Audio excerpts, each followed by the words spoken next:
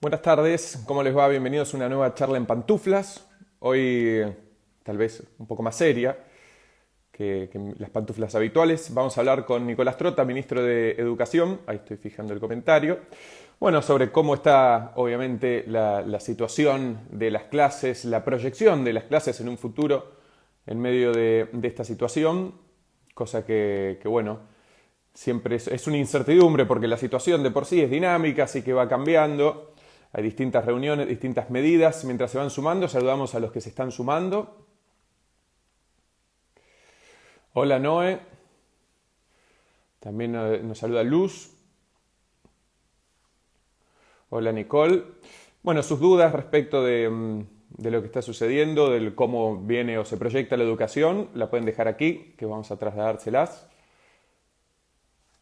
Y aquí ya.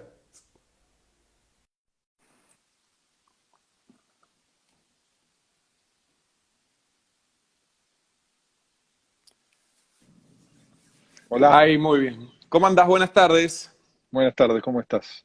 Bien, gracias por tu tiempo. Sé que estás yendo de una reunión a la otra, así que te agradezco. No, estamos en el auto, espero que se vea bien, pero estoy yendo volviendo al ministerio. Muy bien, sí, sí, yo te veo y te escucho perfecto, Ah, ministro. bueno. Nicolás, Bueno, por favor, Nicolás, Nicolás. Nicolás, muy bien, Nicolás, Nada más fugaz que la gestión pública. está muy bien. Bueno, entonces, Nicolás, mejor así.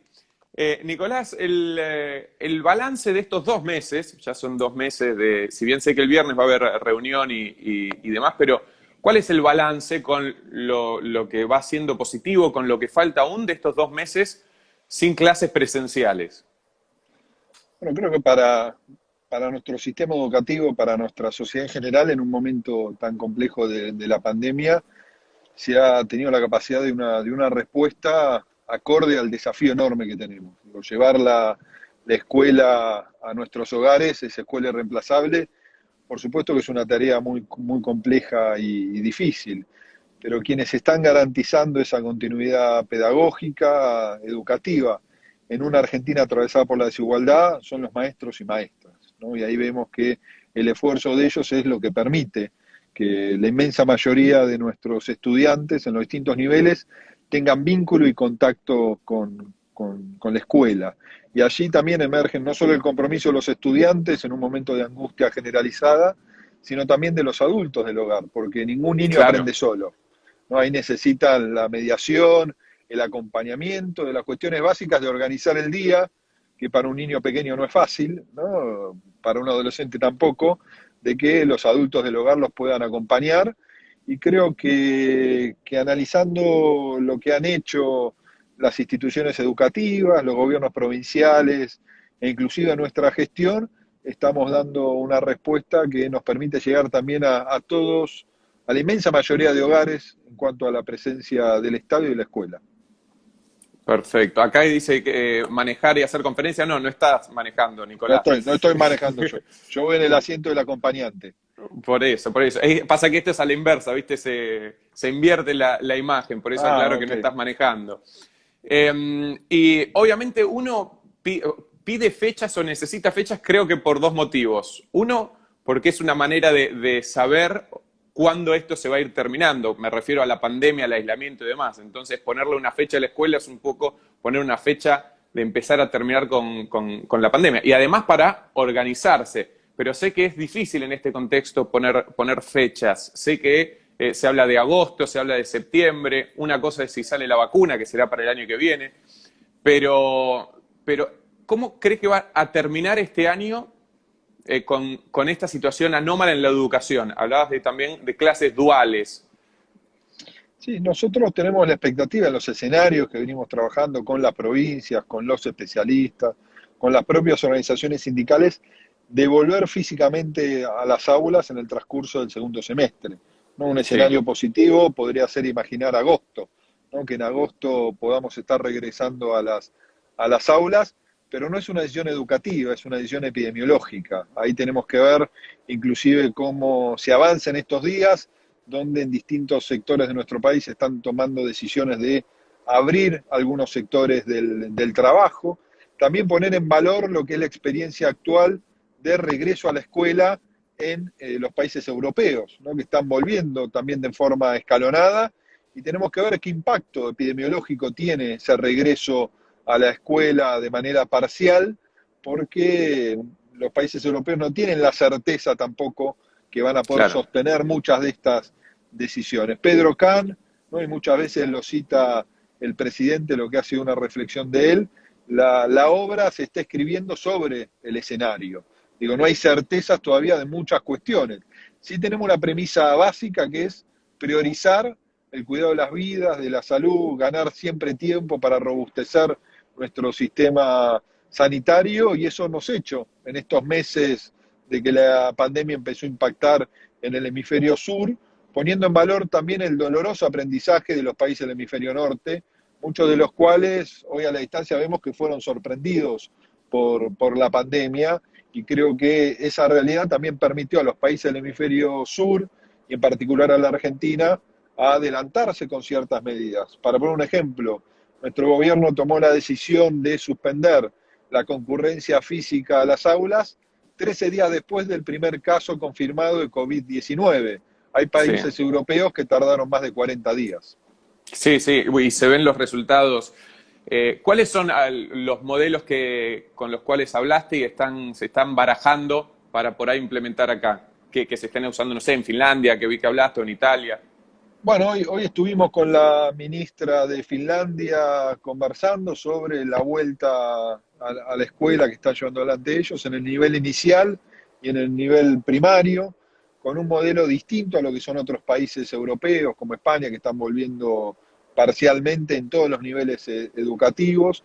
Estamos tratando de analizar cada una de las medidas que ellos están llevando adelante para después sumarlo a lo que es la propuesta que están trabajando los especialistas argentinos y los protocolos, ¿no? Los protocolos que tienen que dar una respuesta a la diversidad de realidades, no solo en el territorio argentino, ¿no? En cuanto a lo que puede ser la circulación del virus, sino también en lo que es la infraestructura escolar, ¿no? Cada escuela en ese sentido es distinto, y a partir de esos protocolos generar una amplitud que permita que cada escuela pueda adaptarse a esos protocolos, porque nuestro principal desafío es volver a las aulas cuando garanticemos que se minimizan los riesgos para nuestros estudiantes y para los docentes. No es que el riesgo va a desaparecer, porque el riesgo va a haber siempre hasta que haya una vacuna. Entonces tenemos Claro. que tomar medidas de distanciamiento social, medidas relacionadas al uso del transporte público,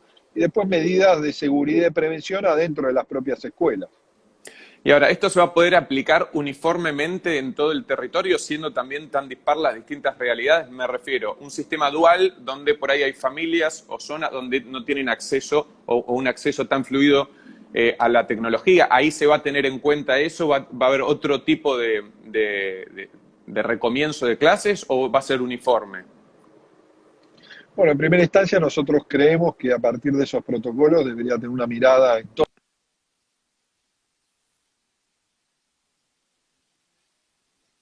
aquellos distritos que hoy no hay circulación de virus, algunos que no Claro. hay que ser muy respetuosos, ¿no? Y muy cuidadosos por el nivel de contagio que genera este virus, ¿no? Y ahí creemos, obviamente, que el escenario ideal para todos nosotros es la vuelta a la escuela todos los días. Eso no va a ser posible en este momento. Pero me entran llamadas. Pasar un esquema dual es porque permite, entre otras cuestiones, que el día que el estudiante va, ¿no? Y a partir de allí, luego, generar el día siguiente puedan realizar ese trabajo en su... Claro, ir alternando entre presencial y virtual. Otro de los temas del día que se va a hablar es el tema de las calificaciones. Calificaciones que no van a ser numéricas en principio, eso es lo que se quiere acordar. ¿Eso qué quiere decir? Sobre todo, sé que hay puesto el foco en séptimo grado y en quinto año, o sea, alumnos que terminen para pasar de etapa. Ahí sí se va a evaluar con números, ¿no? No, la idea nuestra es que este es un momento donde hay que generar una evaluación del proceso de aprendizaje que están llevando adelante estudiantes con mucho esfuerzo de docentes y de las familias. Si nosotros hoy calificamos, no estaríamos calificando el aprendizaje del niño, de la niña que, como decía, no aprende solo, sino aprende en el contexto familiar en el que se encuentran. Entonces nosotros creemos que la evaluación hoy tiene que ser una evaluación pedagógica, que ponga en valor ese esfuerzo, que también permita planificar lo que deben ser los pasos posteriores que hay que dar, ¿no? Para sostener todo este desafío de educar a la distancia y de aprender en el hogar, ¿no? Y calificar es algo que vamos a tener que hacer una vez que podamos volver físicamente a las aulas. Poner el foco en los que terminan nivel implica también pensar en que vamos a tener que hacer un diseño de un módulo específico para aquellos que terminan el secundario, probablemente en el primer trimestre, cuatrimestre del año próximo, articulando con las instancias de educación superior, pero siempre tenemos que analizar cuándo va a ser posible volver físicamente a las aulas, cuestión que todavía, por supuesto, no tenemos resuelta. El tema de las calificaciones es para primaria y secundaria. Efectivamente, ¿no? ¿Qué Educación va a pasar inicial. en las universidades?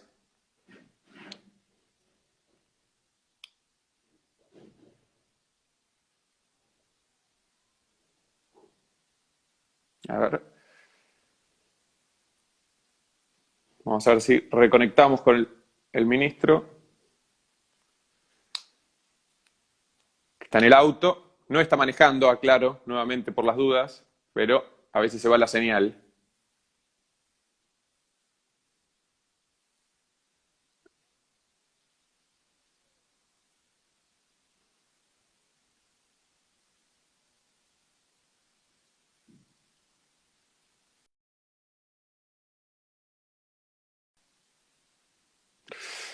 A ver, se desconectó, se perdió la conexión con el ministro Nicolás Trota, está yendo hacia el ministerio, está yendo de una reunión a la otra, por eso veremos, a ver.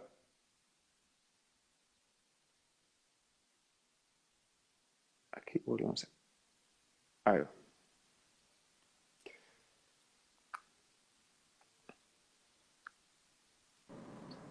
Ahora sí. Ahí sí, habíamos Disculpa, perdido ¿sabes la qué? conexión. No, cambié de autopista y suele cortarse. Ah, está bien. No, ahí te decía que en la instancia de educación superior es aquella donde mejor se puede avanzar en la virtualización de los procesos de enseñanza y de aprendizaje, inclusive las instancias de evaluación. Digo, es distinta la realidad de una universidad que de una escuela. Así que ahí en el Claro.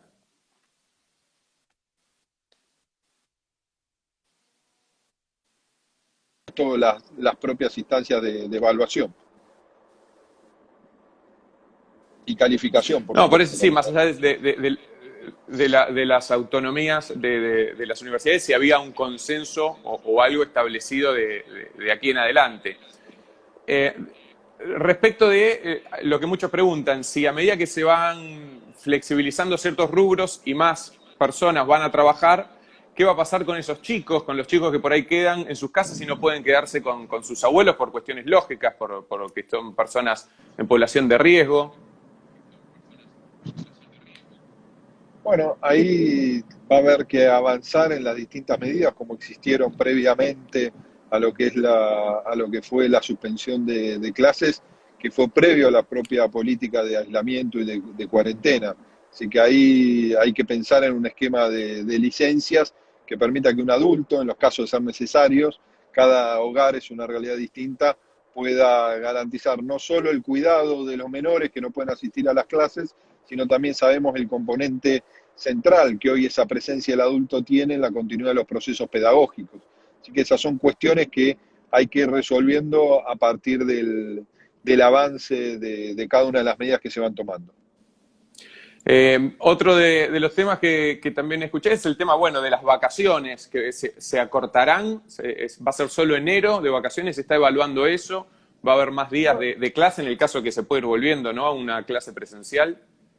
Bueno, todavía es prematuro para decir. Lo que sí yo tengo presente es una cuestión que hay que acordar con las jurisdicciones, con las provincias, que nosotros todos, la sociedad en su conjunto, reconoce el enorme esfuerzo de los maestros, maestras, de las familias y de los estudiantes. Sería contradictorio no valorizar todo ese esfuerzo pensando que vamos a modificar las vacaciones, ¿no? Y al mismo tiempo yo estoy convencido que por un lado la sociedad, una vez que logremos pasar este complejo y enorme desafío que tenemos por delante, que es la pandemia, va a necesitar un respiro, ¿no? Y ese respiro son las vacaciones. Y al Claro. mismo tiempo es un respiro para cargar energías y fuerzas para un desafío que está concatenado y que se juega por momentos en simultáneo, que es la recuperación social y económica.